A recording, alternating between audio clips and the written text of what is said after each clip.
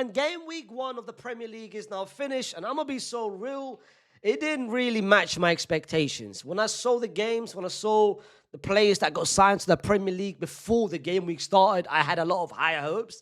It didn't really match that. And rather than doing the usual roundup, which everyone does, I want to do something different this time around on this channel.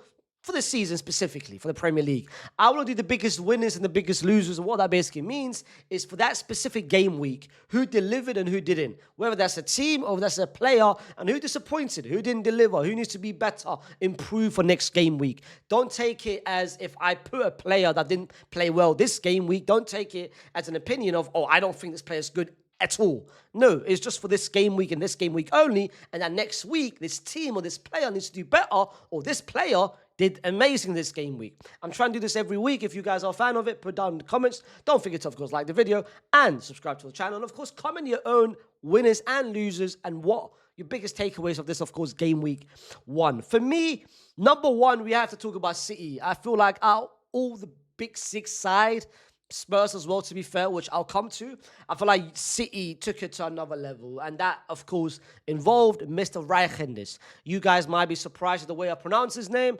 That's how I pronounce it. That's how we pronounce it. You know what I mean? Dutch people. I know, hey, I'm joking. Just the way I pronounce it. But I feel like City had a very great game. Beside the first 25 minutes, which they tried to get into the game. After that, the moment they scored the first goal, they took it to another level. Of course, Haaland scored 2 goals. Reichendis scored, assisted, and pre-assisted one of the goals. I think he had a very dominant display. I saw a lot of people jump on the Reichendis hype. Like, oh my God, I've watched him for years. He's this, he's that. Chill out. I've seen a lot of opinions about Reichendis. I watched Milan last season. Everyone is going far above, like far above. He ain't that type of player. Like, I'm seeing people say he's great defensively, X, Y, and Z. No, he isn't. At Milan, he was exposed a lot defensively. But in this system, it allows him not to defend a lot. It allows him to be in the final third, which is what he wants to be, similar to a Gundogan, which a lot of people have compared him to. But I feel like City as a whole did well. Oscar Bob, for me, started, had a very great game. Mr. Me, I came on the pitch, and I scored. Great debut, great goal for myself, even though I played 90 minutes. Of course, Mr. Ryan Cherky. But I think City, this was a great example and a great showcase of basically telling everyone, listen, we're trying to come back. Last season was a blip. This is our season. And it's important for them to start strong. But not only that, impress as well, which is what they did. I think City, out of all the teams and out of everyone, to be fair, in terms of player performance, I think Reichendis had a standout performance. Haaland did very well in terms of the overall player performance. I feel like City was the standout team so far in game week 1. And that included also Mr. Spurs. Of course, beating Burnley 3-0. And that included, of course, the picture himself, Mr. Richarlison. If you guys know Richarlison, you know before the World Cup, this Donny delivers. World Cup, Richarlison is another level. Is another type of player. Everyone, and the thing is, yeah, everyone's got one season where they do well. Contract season. Players, where they have to fight for the contract, whether that's an extension or a move away, they might play to another level. World Cup year, Richarlison is that type of player. What a goal. The first goal, but the second goal, mamma mia.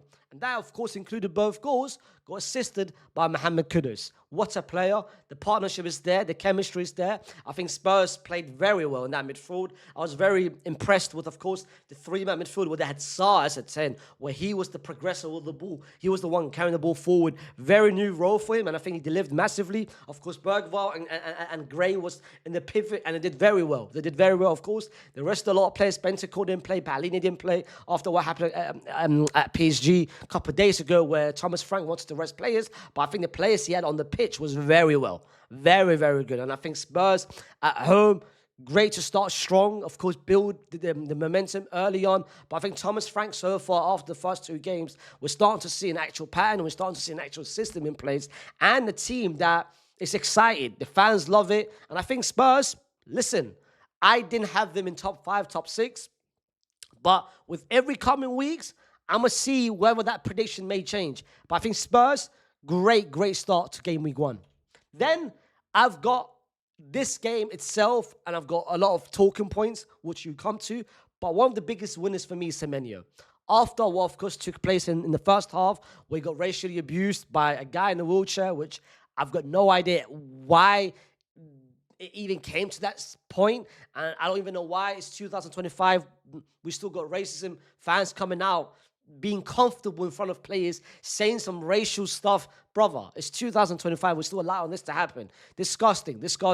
But two things about this. I want to point out two things. The first thing I want to point out is Semenyo. The fact that he ignored it was insane, but the fact that he delivered in the second half, scored 2 goals, and at one point, Bournemouth could have grabbed a winner. It could have been 3-2 before they scored. Liverpool scored a third goal. It was insane. Semenyo, for me, great character, great confidence, and just him as a person. The fact that how you can ignore it and still continue, amazing. And secondly, I'm impressed with one thing that the Premier League did. They stopped the game initially. They stopped the game, they paused the game, and they decided what to do with it. If that was La Liga, the game would have still continued. If that was La Liga, the game would have 100% still continued. So I was happy they stopped the game initially to understand what the hell is going on before resuming it. And also, I've seen a lot of people say, oh, Liverpool fans are racist. My brother is just one person. It's not like those chants like Valencia against Real Madrid, where everyone was screaming, like, you know what, to Vinny Jr. This one was just one person. So don't mistake it with every single Liverpool fan is racist. It was only one Donny. And the fact that he was in a wheelchair as well, just, I don't understand why, man. Brother, come on, bro. Wallah, 2025. Disgusting behavior, bro. But Semenyo, absolutely one of the biggest winners so far in this game week. Then I've got Sunderland as a team. First game back since, I don't know what year, 2016, 17, whatever it is, yeah. First game back in a while, in a while. And the performance which they dropped. West Ham isn't the best. Potter, I feel like this Don is going to get sacked in the next couple of months. They weren't impressed about Sunderland as a team. The players which they bought, the likes of Xhaka, the likes of Diarra, the likes of the guy on the Moroccan guy, Talbi, I think his name is. I think Sunderland as a whole team produced such a dominant display. And I had them going down. I didn't believe the hype.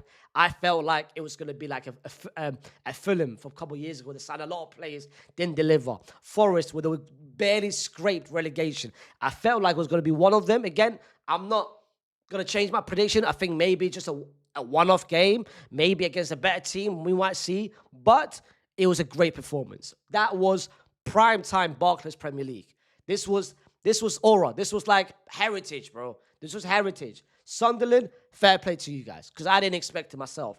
Then the last winner, there was no way I was going to finish this video and finish the winners section without talking about Mr. Hugo Ekitike. For me, he was arguably the top 3 best performances of game week 1. You can put Reichenders, you can put Semenyo, you can pick Chris Wood, you can pick Elliot Anderson from Forest, who had a very great game, by the way. Great game. I didn't cover him here, but he needs to mention. But Ekitike, the 60, 70-minute performance before he went off, when Liverpool were winning 2-0, he dropped such a complete number 9 performance. When I say complete number 9, I'm talking about everything: the link up, the hold up, the goal, the assist, the creation, the dropping deep to linking up with his teammates. He did everything. For a second, I thought I was watching Benzema. And trust me, I've been watching Benzema for a while, bro, for 15 years. It reminded me like Mini, like everyone said Mini Isaac, brother. That performance was an all-rounder. Great performance by Ekitike. And it's making me think, why are Liverpool, again, they need Isaac. I understand it. I completely hear it. But why not get a left winger and put Ekitike as the striker, rather than force him on the left-hand side? Yes, I know he was rotating a couple times, Gakpo, specifically for that goal, for the second goal where he went on the left-hand side. He can move everywhere on the pitch. He's that kind of striker. But you need him in the center of attention, where he's the one that can link up with his teammates, getting his wingers involved, similar to how Bobby Firmino did it with Mane and Salah. I think Ekitike, what a performance. What an absolute great debut performance for Ekitike at the Premier League, where all the expectation, all the pressure was on him. He had to deliver. The price tag, everyone thought he's coming from Bundesliga. He's coming from Frankfurt, who doesn't have the best of track record of setting plays and delivering. I think he did very well so far in game week 1. Then, let's come to the losers. And for me, it's not this game itself, which I'll come to. It's just this picture just looks at VAR, looks at the referees, and I think the biggest loser so far in game week 1 has been the referees. And I can give you so many games. Chelsea, that goal by Eze should have stood. It should have stood. I don't care what anyone says. It should have stood. We see that constantly with free kicks, with corners, with set pieces, where there's players pushing each other, and always it never gets stopped. Why is it now he got stopped? Why is it now all of a sudden he got stopped? The Liverpool game where Bournemouth should have had a man sent off within 10 minutes. The one who handballed it with Ekitike, VAR didn't even call it. The referee performances so far in game week 1 has been nothing short but appalling. And are we surprised at this point? Every year we look at the Premier League, and trust me, you guys got it better than La Liga, so La Liga referees are even worse. But you guys every year, we keep saying, let's have maybe this next season, they will understand the rules a bit better. Nothing, bro. It's the same nonsense. It's the same BS. When will it ever change? I don't know, but I don't think it will ever change, bro. These refereeing, horror. Secondly is this man himself, Mr. Guy Curious. Curious, whatever you want to call him, fam. That wasn't the performance that you had to drop. And I kind of feel bad. I'm not going to say to him, by the way, his cheeks, he's a flop, he's washed, X, Y, and Z, which a lot of people has already made that opinion of him. I don't think that's the case. I still think he's going to score goals. I still think he needs time. He needs time. But that performance doesn't, like, if you're an Arsenal fan, you can't really be optimistic with that kind of performance after what he did. You can say his excuses can be, I never got the ball a lot. We were playing a bit too deep. I was making the runs. No one could find me. That's fine. But whenever you did get the ball, that was the concern. 3 times you got the ball. 3 times you really truly had the ball. The first time, the pass to Saka, which you overcooked it completely. You overcooked the pass to Saka. That was a normal, simple pass. The second one, where you were on the right-hand side in the first half, you tried to cross the ball. To be fair, he made one cross to Martinelli, the attempt to do a bicycle kick. That was fine. The second one, which you tried to, again, cross it to Martinelli, it went to a throw-in. But the worst of them all was in the second half. It was 1v1 really and truly with De Ligt. Brother, you just missed the ball completely. And then you lost the ball. It was just a bad look. It was a bad look from a player which already had those remarks about him. He's clunky, he's big, he's not technically good. And that was already the remarks. And people trying to say, you know what? He's going to score goals. That wasn't the best of start. I'm going to be real, Ak. That wasn't the greatest start, but I'm not going to be one of those people that's going to say this guy's done, this guy's finished, this guy's cheeks, the Portuguese tax. Nah. It was just a one-off game. I still think we'll score goals, but I think it might need him a bit of time. Another person who didn't do well in his debut after being the most expensive Premier League player of all time. Actually, I'll get to him next. But this game, the losers of this game isn't, by the way, Aston Villa or Newcastle. They got a point. The losers of this game was everyone who actually watched this game, which is myself. I'm a loser. I'm a loser for waking up and staying up. Brother, this was 12:30 kickoff. And I was like, you know what? Villa, Newcastle, the last time they both played, Newcastle won 5-0, Villa won 4-1. I expected goals. I was ready. Bro, 12:30, I was there. Wallahi, I've watched this sport I've watched this sport for over 20 years. This might be one of the worst games I've watched. Worst games I've watched. I regret watching this game. I regret staying up and watching about 95 minutes of this BS because it didn't deserve it. One of the worst games to kickstart a Saturday I've ever seen, bro. Then the man himself, Florian Wirtz. Anyone who tries to tell you he had a good game, which is Liverpool fans, they try to convince themselves that it was good. It wasn't good. I don't think he played a good game. That's just me being real, especially with all the expectation, all the hype, and all the price tag that came about him. We needed better. We expected better. We expected a lot more than what we got to see. Don't try to sugarcoat it. Again, I still think he'll be good.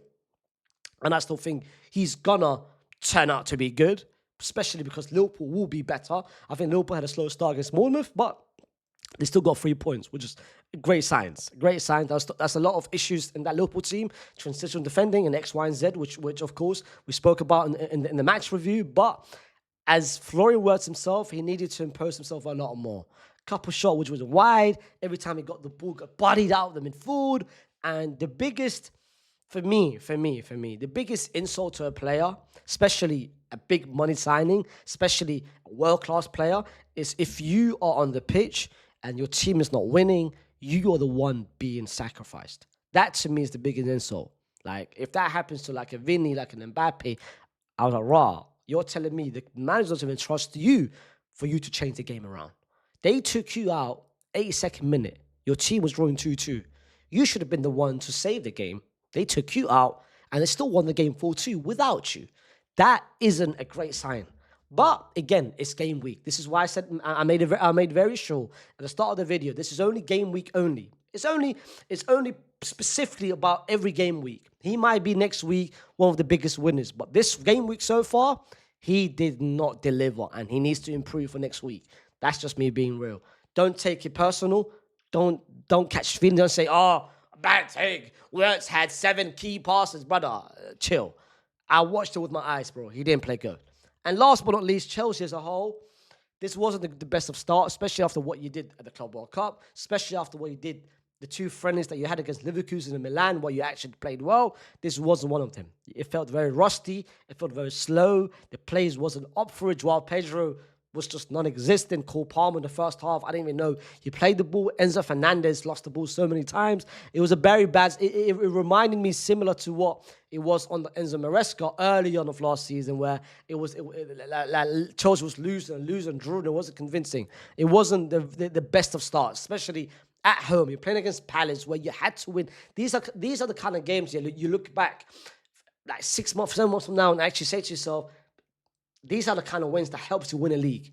And this kind of performance doesn't help. And at least if you had won 1-0, then people say, you know what, first game of the season, it's fine. But the fact that you dropped a stinker and you didn't win, not convincing at all. Chelsea needs to do better for next week, game week. But these are my winners and losers of game week 1. If you enjoyed these kind of videos rather than the typical roundup, I think this is better.